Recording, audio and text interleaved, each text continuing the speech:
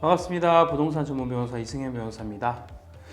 이번 시간은 지난 시간에 이어서 내용 증명이 반송되었을 때 어떻게 해야 될지에 대해서 알아보도록 하겠습니다.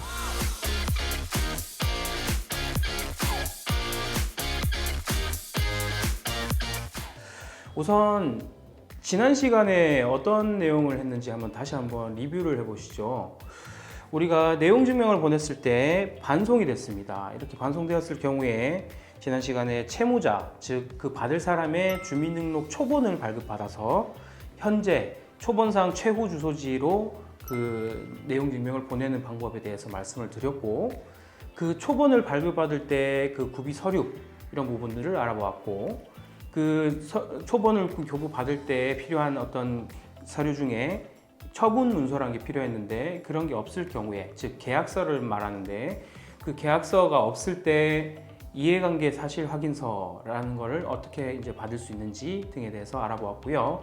자세한 내용은 지난 영상을 참조하시면 되겠습니다.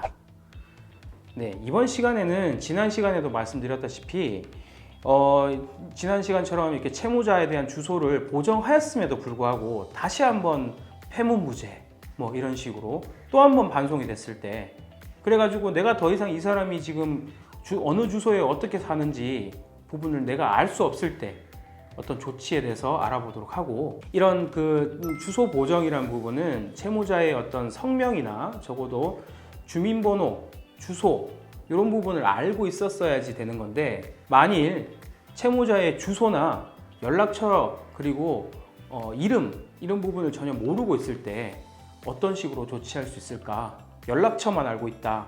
이렇게 했을 때는 지금 나의 어떤 통지를 어떤 식으로 보낼 수 있을까 하는 부분을 알아보도록 하겠습니다.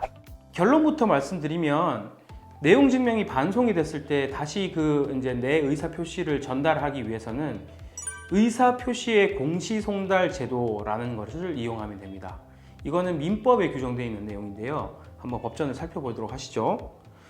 자, 민법 제113조가 규율하고 있습니다.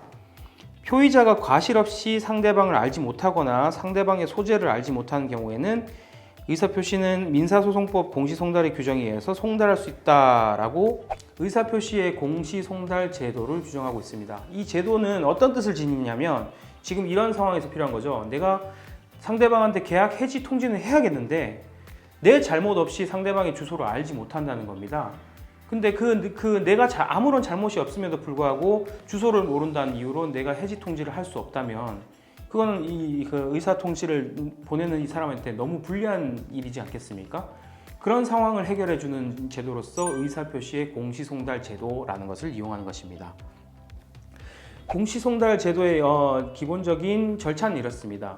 의사표시 공시송달 신청을 하게 되고요. 이 신청을 하게 되면 법원의 집행관이 다시 한번 송달을 합니다. 왜냐하면 이제 이 사람이 진짜로 지금 제대로 송달이 안 되는지를 한 번 더 법원의 차원에서 확인하기 위함이죠. 만약에 지금 공시송달 신청을 했는데 집행관이 송달했을 때 송달이 되어버렸다. 그러면 이거는 공시송달 신청이 기각될 수 있습니다.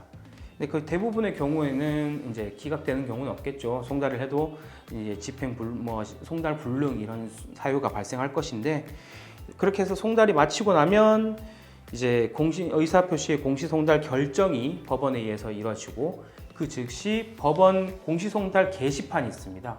거기에 그 공시송달 게시물이 게재가 되고, 그리고 내가 그 의사표시가 도달하는 효력은 언제 발생하냐 하면, 법원 그 공시송달 게시판에 게재되고 2주가 지나야지 효력이 발생합니다.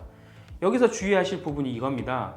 내가 공시송달을 신청을 하고 신청서를 이제 심사를 한 뒤 공시송달 결정이 나고 그 다음에 게시판에 올라가게 되는데, 이 게시판에 올라갈 때까지의 시간도 한 일주일 정도 가량 소요될 수 있겠죠. 그리고 나서 또 2주일 지나야지 내가 그 의사표시를 보냈다라고 인정이 되니까 조금 넉넉 잡아서 생각을 하면 내가 의사표시 그 공시송달 신청을 하고 약 한 2, 3주 정도는 기다려야 된다는 어떤 결론에 도달합니다. 우리가 계약 해지 통지나 이런 부분은 언제까지 도달해야 된다는 그 시기적인 제한이 있기 때문에, 그래서 미리미리 이런 기간을 좀 정해서 고려해서 신청을 하시는 것이 필요하다는 것이죠. 두 번째 경우입니다. 아까 말씀드렸다시피 지금 아까 의사표시의 공시송달 제도도 이게 채무자의 이름이나 주소나 그다음에 주민번호 이런 부분을 알고 있어야지 공시송달 신청이 가능합니다. 그런데 이 사람 그 채무자의 이름만 알고 연락처만 안다. 이런 경우에는 이제 어떻게 해야 될 것인가? 라는 게 이제 마지막 남은 의문인데요. 이런 경우는 원칙적으로 그 공시송달 신청을 할 수가 없습니다. 결국에는 이런 경우에는 이제 그 채무자를 상대로 이제 보증금 반환을 구해야 된다 그러면 보증금 반환 청구 소송, 혹은 아까 시간에도 배웠다시피 대여금 돈을 빌려준 경우에는 대여금 반환 청구 소송이라는 법원에 민사 소장을 제출함과 동시에 법원에다가 사실조회 신청을 해야 됩니다. 그 사실조회의 기간은 어디냐면, 우리가 지금 그 채무자의 연락처를 아니까 이 연락처는 SKT, KT, LG 요 3사 중에 하나이기 때문에 통신 3사에다가 이 사람이 이런 번호로 지금 가입된 사실이 있는지, 그리고 그 사람 주소를 알려주시오라는 그 사실조회 신청을 법원에다가 하면 법원이 사실조회서라는 것을 통신 3사에 보내게 되고, 통신 3사는 이게 개인정보를 하더라도 법원이 필요한 경우니까 이걸 제공하는 그런 시스템이거든요. 그런 식을 통해 가지고 그 채무자의 주소를 알아내어서 소송을 계속 진행한다든지 하는 방법을 강구할 수 있겠습니다.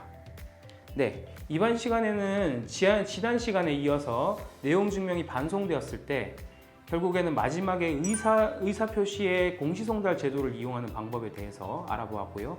이 공시송달 제도도 이용이 불가능한 경우에는 법원에 민사소장을 냄과 동시에 사실조회 신청을 해야 된다는 부분까지 알아보았습니다. 다음 시간에는 좀 더 알찬 내용으로 찾아뵙도록 하겠습니다. 감사합니다.